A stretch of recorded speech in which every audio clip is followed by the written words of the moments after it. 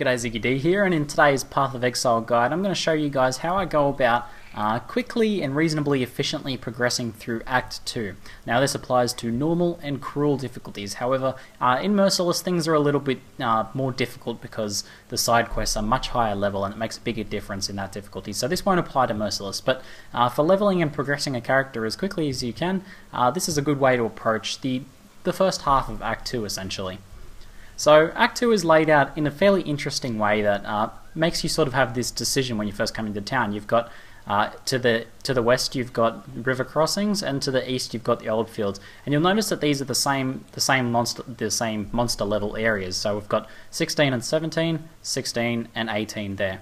So this sort of creates an interesting problem essentially. If you go through to the east and do all of the side quests in the east zone, you're going to be way too over-leveled for these initial zones here over in the west. So the most effective way to actually progress through these zones is to do part of the east zone there and then do part of the west zone. So what I'll do is, as soon as I come into town, I'll head into the old fields and I'll go to the Crossroads and I'll grab the waypoint at the Crossroads there. So essentially you just follow the road the entire time, don't stray from the road.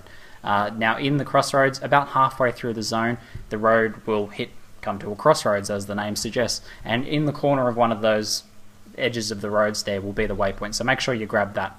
And then from there I will head out towards river crossings, so I'll waypoint back to town and go through river crossings. Now there used to be a waypoint there, there's no longer a waypoint there, so you can just go straight through river crossings. Now you essentially just follow the road in here as well. However, every now and then you'll come to a broken bridge and you'll have to stray from the road. Now there should be some footage up now showing how to go about this, but whenever you come to one of these broken bridges, you want to go just follow the river along in either direction, and you should come to a little stepping stones where you can cross the creek there.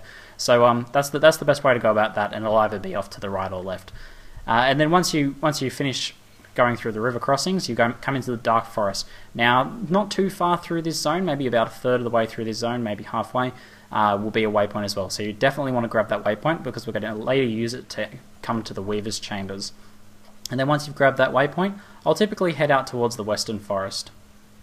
So in the Western Forest, you have two goals. The side quest in here is actually really easy to do, even if you're slightly under-leveled for this zone.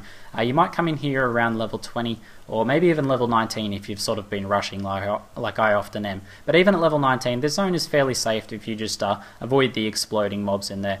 Now you can pretty much just grab the stone off the wall there to complete that side quest.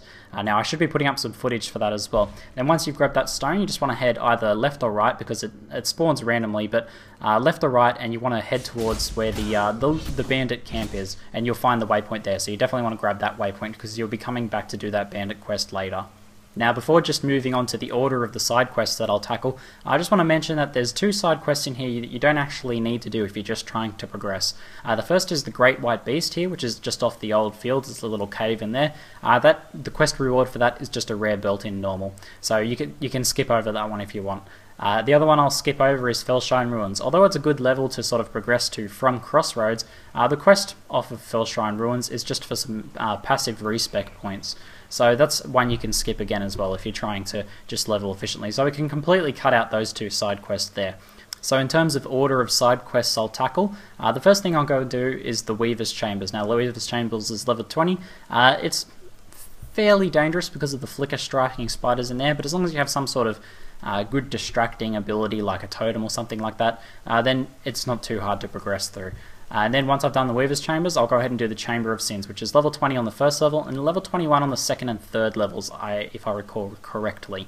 So those are the two side quests from there. And then once you've done those, pretty much the only thing left to do is the bandit side quests.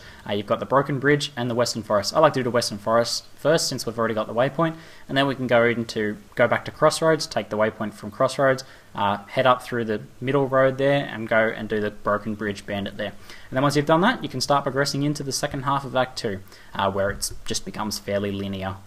So that's pretty much it. If you guys like leveling lots of alts and leveling them fairly quickly, then hopefully this will help you out with your progressing of your characters through Act 2. That's it for now. I'm ZiggyD, and thanks for watching.